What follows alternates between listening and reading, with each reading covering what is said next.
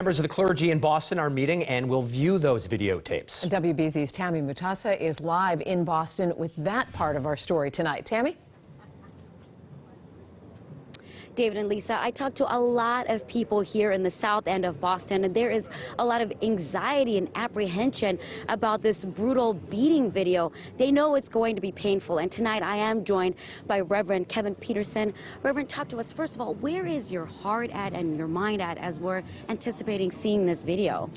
Well, my heart is hurting as we anticipate what has been talked about as being a fairly brutal expression of upon a black man, violence that many of us believe is or was unnecessary.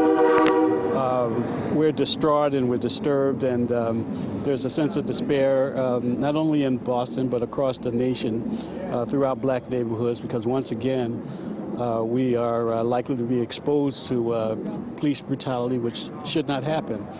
So as we gather around the TV this evening, we do so in trepidation.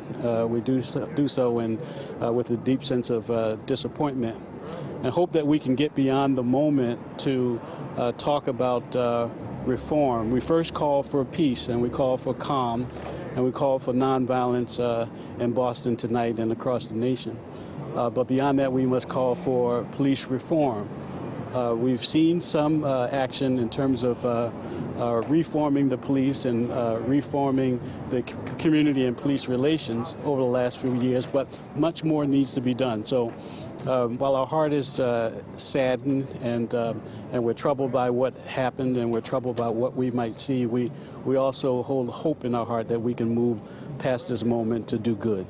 And Rev, you said, you know, what you're anticipating. Of course, there are going to be feelings of outrage, of frustration, of anger, and people may want to do something. You know, what do you challenge people to do in this situation after seeing this video? Well, we challenge people to refrain from violence, to reflect nonviolence. An eye for an eye will leave us all blind. So there's nothing productive that will come from destroying property or destroying or challenging the humanity of other people.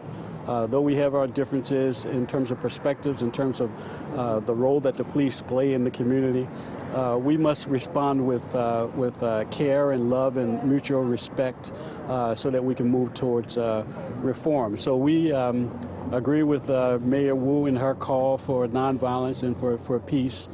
The sad thing is that these things are recurring incidents within the black community. We see them every few years, and they're quite frankly, they're part of the legacy of black people in this country, ranging from lynching and now police brutality in this modern age. So it's not new to us, but it's always painful. It always sets the black community back. We call for peace and no rioting. We hope we can get beyond this moment. Thank you, Rev. So definitely showing that there's still so much work to go, Absolutely, of course. Yeah. All right, thank you for your time. Appreciate it. All right, David and Lisa, we'll send it back to you guys in the studio. All right, Tammy, Reverend, thank you so much.